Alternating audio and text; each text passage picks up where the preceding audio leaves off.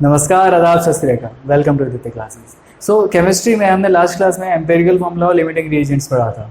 अब chemistry class 11th का chapter 1 complete करने के लिए सिर्फ 2 टॉपिक बचे हैं हमारे पास, वो स्टिशियोमेट्री और मोल कंसेप्ट। मोल कंसेप्ट बिल्कुल बेसिक्स है जो आपने 9th क्लास में भी पढ़ा था, सिर्फ उसी को आगे कंटिन्यू करना है। और स्टिशियोमेट्री कंसेंट्रेशन जहाँ पर हम मेजर करते हैं, तो विदाउट वेस्टिंग एनी टाइम हम शुरू करते हैं इसको। सबसे पहला इज मोल कंसेप्ट। तो मोल केमिस्ट्री में काउंटिंग के लिए इस्तेमाल होता है। केमिस्ट्री में जब भी हमें काउंटिंग करनी है तो वहाँ पर हम मोल का यूज़ करते हैं। अब काउंटिंग कैसे करते हैं? Moles is number of moles is given mass by molar mass, या फिर given number of particles divided by Avogadro number. Avogadro number fix होता है 6.022 इंटू 10⁻23। ये फिक्स है। नंबर ऑफ पार्टिकल्स, अब यहाँ पे जो पार्टिकल्स मैंने मेंशन किया है, ये पार्टिकल्स कुछ भी हो सकते हैं, ये एटम्स भी हो सकते हैं, दीज कैन बी आयंस और दीज कैन बी मॉलिक्यूल्स, कुछ भी जो आपको क्वेश्चन में मेंशन किया हुआ है वो ये पार्टिकल्स कुछ भी हो सकते हैं। और ये पूरा है नंबर ऑफ मोल्स का formula, N is the number of moles. तो जब भी हम केमिस्ट्री की बात करते हैं, केमिस्ट्री में हम काउंटिंग, अब काउंटिंग के हमें कितने आइटम्स है हमारे पास, हमें कितनी चीज़ों को पढ़ना है, आइटम्स कितने, मॉलिक्यूल कितने, मास कितना, तो सारी चीज़ें मोल्स के रिस्पेक्ट में ही करते हैं। जब भी आप कोई केमिकल रिएक्शन लिखते हो, जैसे कि अगर मैं एक सबसे सिंपल अपनी पानी वाली रिएक्शन लिखूँ तो H2 + O2 गिव्स 2H2O। अब इसमें जो आगे लिखा हुआ ना, इधर 1 है, तो ये मोल्स है। तो 2 मोल H2 react with 1 mole of oxygen gives 2 mole of water। ये है मोल जो काउंटिंग के लिए इस्तेमाल किया जाता है। अगली चीज़ स्टिशियोमेट्री कैलकुलेशन। तो स्टिशियोमेट्री में हम पढ़ते हैं रिलेशन और कंसंट्रेशन। कंसंट्रेशन विद हमारा कंसंट्रेशन नाप रहे हैं, तो कंसंट्रेशन का मतलब कि हमारे पास सॉल्यूट कितना और सॉल्वेंट कितना है। कंसंट्रेशन हमेशा सॉल्यूशंस में नापी जाती है। सॉल्यूशन अगर मेरे पास कोई भी चीज़ है, मतलब जिसको मैंने मिक्स किया हुआ है, सॉल्यूशन कैसे भी हो सकता है, बाइनरी भी हो सकता है और मल्टीपल भी हो सकता है। मतलब एक सॉल्वेंट के अंदर अगर मैं एक चीज़ डालूँ तो वो बाइनरी, अगर एक से ज़्यादा चीज़ें डालूँ तो वो मल्टीपल वाला, तो वो कैसा भी हो सकता है। बट जहाँ पर हम रिलेशन पढ़ रहे हैं कि हमारे पास सॉल्यूट कितना है और सॉल्वेंट कितना है, वो स्टिशियोमेट्रिक कैलकुलेशंस होती हैं। और उसके अंदर हम कंसंट्रेशन यहाँ पर अभी 4 चीज़ों से पढ़ेंगे: मास percent, mole fraction, molarity and molarity. तो अगर आप मास परसेंट देखो तो मास परसेंट का मतलब कितने परसेंट है मास का, मतलब कि अगर मैं किसी का भी मास नापना है, जैसे मान लो अब मेरे पास एक सॉल्यूशन में मैंने A और B मिलाया हुआ है। यहाँ पर A is the solute and B is the solvent.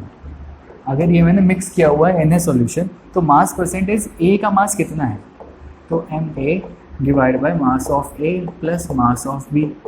ये आ जाएगा मास परसेंट ऑफ A। ऐसे B का निकालना हो तो mass of B divide by total mass, mass of A plus mass of B।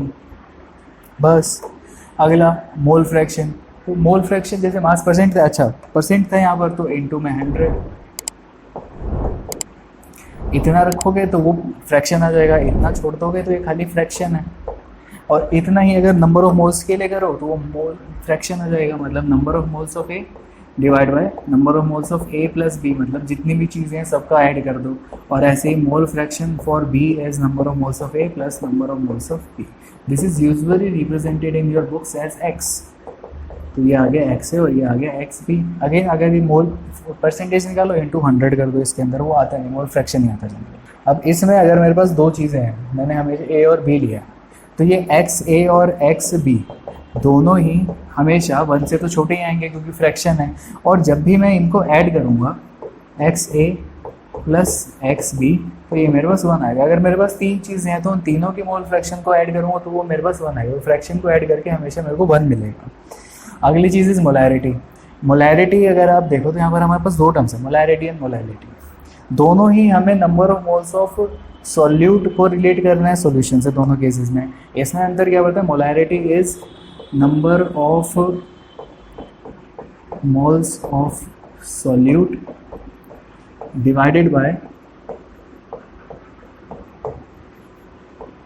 Volume of solution in litre. ये चीज़ ध्यान रखनी है कि वॉल्यूम हमेशा लीटर में नापनी है। और अगर मोलैलिटी को देखो तो molality is number of moles of solute divide by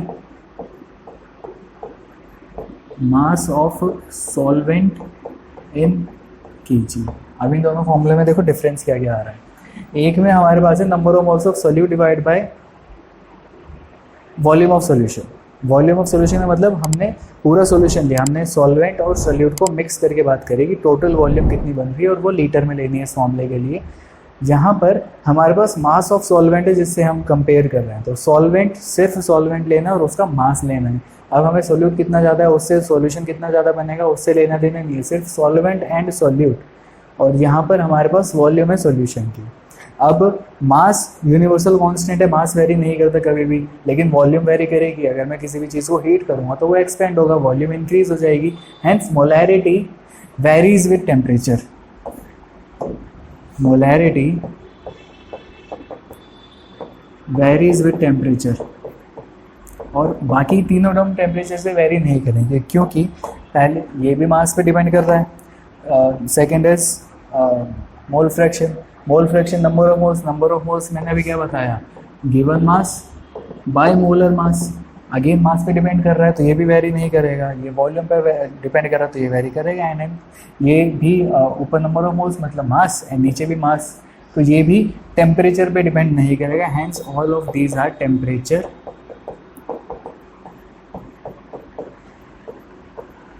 independent. Okay, अगली चीज़, अगर मैं क्या करूँ, मेरे पास एक ही सोल्यूशन है, मतलब मान लो एक कंटेनर है मेरे पास, इस कंटेनर में मैंने लिक्विड भरा, पानी नीला पानी हमने कोई भी लिक्विड भरा इसमें, और फिर मैंने क्या करा, मैंने इसके अंदर कुछ सॉल्ट ऐड कर दी।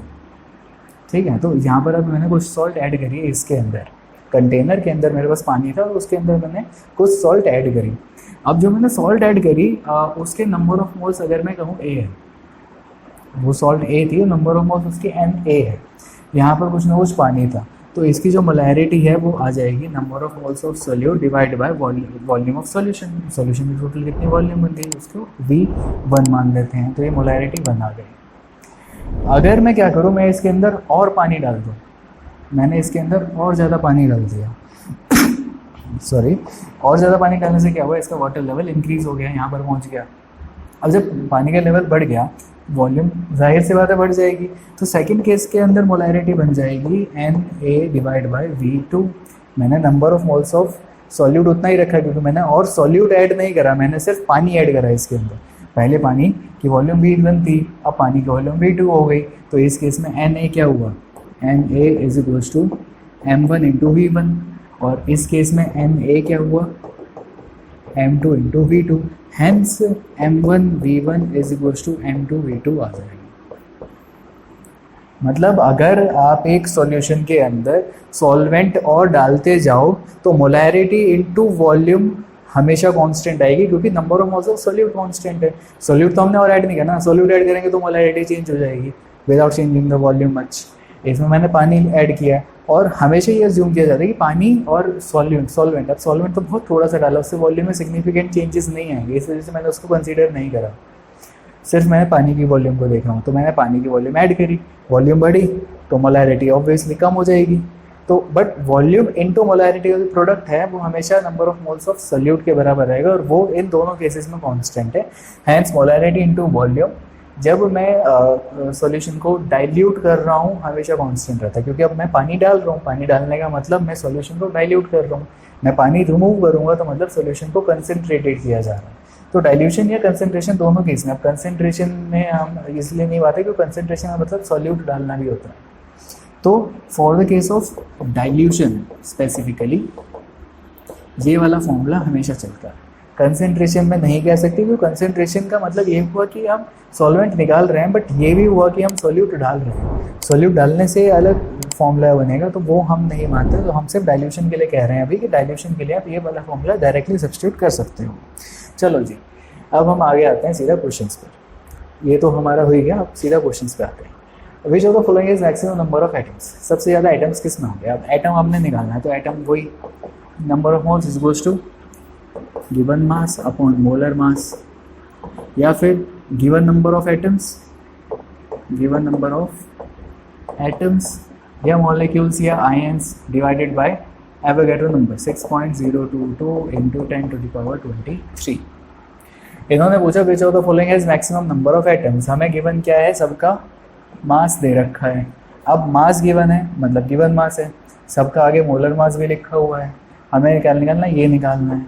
तो यहाँ से सीधे सीधे आगे नंबर ऑफ एटम्स को अगर मैं मान लो कैपिटल एन से डिनोट कर रहा हूँ तो n is equals to given mass upon molar mass into 6.022 into 10⁻23। अब ये वाली टर्म तो सभी के लिए कांस्टेंट रहेगी, बचा क्या ये आंसर मैक्सिमम किस में आएगा, जिसमें ये वाला रेशियो मैक्सिमम होगा। पहले केस में क्या बना 1/108, दूसरे केस में बना 1/16, तीसरे केस में बना 1/24, फिर चौथे में बना 1/7। 1/7 सबसे ज़्यादा वैल्यू देगा, हैंस डी ऑप्शन करेक्ट है। सबसे कम होगा 1/108, इसमें सबसे कम होगा। दैट्स इट, डी आंसर है। अगला question, number of water molecules is maximum in which of the following. Water molecules maximum किस में होंगे, अगेन वही वाला क्वेश्चन। तो अगेन अगर मैं n निकालूँ तो ये बन जाएगा given mass upon molar mass into 6.022 into 10⁻23। अब गिवन मास कितना पानी का 1.8 डिवाइड बाय मोलर मास पानी का आता है H2O 18 इंटू 6.022 इंटू 10⁻23। सेकेंड में 18 ग्राम पानी है तो 18/18 into 6.022 10⁻23। Third is 18 moles of water, उन्होंने 18 मोल ही दे दिए, direct number of moles direct 18 दे दिए। एंड चौथे में 18 मॉलिक्यूल्स है, इसमें नंबर ऑफ मॉलिक्यूल्स ही 18 दे दिए। सॉरी, इसमें कैपिटल M 18 दे दिया, इसमें नंबर ऑफ मोल्स 18 दिया। तो नंबर ऑफ मोल्स इसे अगर हमें मॉलिक्यूल्स निकालने हैं तो इंटू 6.022 इंटू 10⁻23, क्योंकि यही फॉर्मूला था ना, गिवन मास बाय मोलर मास। और इसी में हाँ ये n है, अभी n आपको डायरेक्टली गिवन था तो इसको मल्टीप्लाई कर दो, वो भी नंबर ऑफ एटम्स आ जाएगा। तो अब इसमें सबसे ज़्यादा ये तो कांस्टेंट है, ये तो वही आंसर ही नहीं हो सकता क्योंकि ये तो 10⁻23 में जा रहा है, तो ये तो बिल्कुल ही गलत है, ये तो बहुत ज़्यादा गलत हो गया। अब इसमें क्या बना, ये वाली टर्म 1 बनी, इसके अंदर बना 0.1 और इसके अंदर है 18, तो 18 सबसे ज़्यादा बड़ा है, hence this is the correct answer. Next question, 6.02 into 10⁻20 molecules of urea are present in 100 ml of its solution. The concentration हमें फाइंड करनी है। कंसंट्रेशन का मतलब हमें मोलैरिटी या मोलैलिटी फाइंड करनी होती है, और मेजॉरिटी ऑफ द केसेस आपको मोलैरिटी ही फाइंड करनी है। तो अब इसमें भी कैपिटल एम दे रखा है। अच्छा, ये चीज़ मैंने आपको पहले बताना भूल गया कि molarity is represented by capital M and molality is represented by small m. Molarity is number of moles by volume, number of moles by volume मतलब ये पर लीटर में आएगा हमारा आंसर हमेशा, and this is per kg. आगे मतलब moles per litre and moles per kg. चलो अब क्वेश्चन पे देखें हम, तो हमें मोलैरिटी निकालनी है, हमें गिवन है नंबर ऑफ मॉलिक्यूल्स। मोलैरिटी का फॉर्मूला अभी हमने करा, number of moles of solute divided by volume. Volume question में दे रखी है 100 ml, नंबर ऑफ मोल्स हमें निकालने हैं। नंबर ऑफ मोल्स भी अभी हमने देखा, is given number of particles upon Avogadro number. Particles they रखे हैं तो 6.02 into 10⁻20 divide by Avogadro number है 6.02 into 10⁻23 into 1 upon volume 1 by volume 100 ml। अभी फॉर्मूले में भी क्या था, नंबर वॉल्यूम इन लीटर, तो 100 ml को आपको लीटर में कन्वर्ट करना है, मतलब डिवाइड बाय 1000, तो 1000 के ऊपर चला जाएगा, ये पूरा कैंसिल हो गया। इधर बचा 1/10³ इंटू 1000 ऊपर गया 10³ डिवाइड बाय 100, ये और ये कैंसिल हो गया, बचा 1/100, मतलब बच गया आंसर 0.01 0.00 डी करेक्ट आंसर। अगला question, the ratio of masses of oxygen nitrogen in particular gases mixture is 1:4।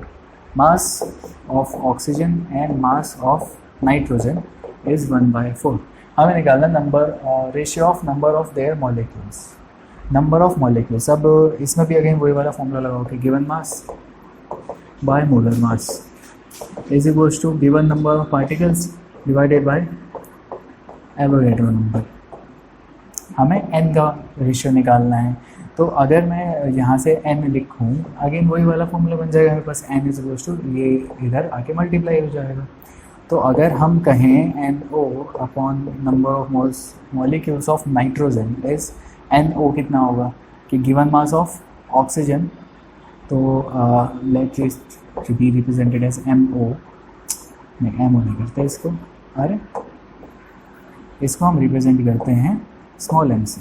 तो स्मॉल m मतलब given mass of oxygen divided by molar mass of oxygen is 16, and इसको इससे multiply करना, तो into 6.022 into 10⁻23 multiply n नीचे आएगा, तो मतलब नीचे आ गया given mass of nitrogen divide by molar mass of nitrogen is 14, और जी अपन 1/1 में मल्टीप्लाई होगा तो 1.6022 इंटू 10⁻23। पूरी टर्म कैंसिल हो गई, 8 एंड 7 बचा क्या, MO/MN इज इक्वल्स टू 7/8 हमें गिवन था 1/4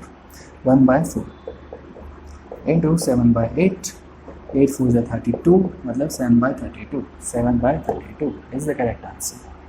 ओके जी, लास्ट क्वेश्चन। अब इसमें क्या है, molarity of a solution of 10 mixing 750 ml of 0.5 molar HCl and 250 ml of 0.2 molar HCl। अगर मैं इन दोनों सोल्यूशन को मिक्स करूँगा तो फाइनल मोलैरिटी क्या होगी।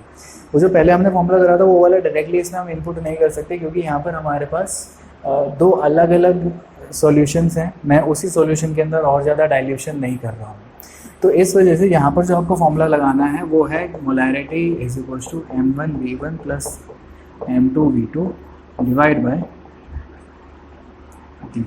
Bye V1 plus V2।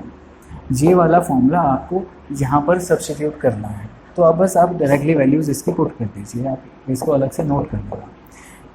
अब इसमें M1 कितना है 0.5 into V1 is 750 ml, litre में कन्वर्ट कर दो तो डिवाइड बाय 1000, प्लस M2 है हमारे पास 2 एंड वॉल्यूम इज 250, तो 2 इंटू 250 डिवाइड बाय 1000। यहाँ पर 1000 से डिवाइड करने की नीड भी नहीं, क्योंकि 1000 पूरा में हर जगह इवेंचुअली कट ही जाएगा। V1 plus V2 is 750 by 1000 plus 250 by 1000। अब यहाँ से कैंसिल करोगे 1000 हर जगह से एक्चुअली कट ही जाएगा। 750 प्लस 250 इज 1000, तो ये आपके पास बन गया 0.5 into 750 plus 2 into 250 divide by 1000। अब आप इसको मल्टीप्लाई करिए, ऐड कीजिए, तो ये आपके पास आ जाएगा सेकेंड केस का तो 500 plus 5 divide by 1000 which becomes 875 divided by 1000 which is 0.875 molar. 8.875 is the answer. So that's just it for today's session. I hope आपको सारी चीज़ें अच्छे से समझ आई होंगी। Just keep working hard, keep practicing. आप उन बुक्स से प्रैक्टिस कीजिए जो मैंने आपको प्रेपरेशन स्ट्रेटेजी की वीडियोस में बताई थी, उनको रेफ़र कीजिए। एक बुक, दो बुक बस, मैक्सिमम 2 बुक, उससे ज़्यादा आपको रेफ़र करने की ज़रूरत नहीं है। जस्ट जो आप क्वेश्चन कर रहे हैं उनको अच्छे से प्रैक्टिस करते जाइए, and just make sure that आपकी जो प्रिपरेशन है वो अच्छे से जा रही है एंड आप अच्छे से मोटिवेटेड हैं। That's it. All the best for exams. Thank you.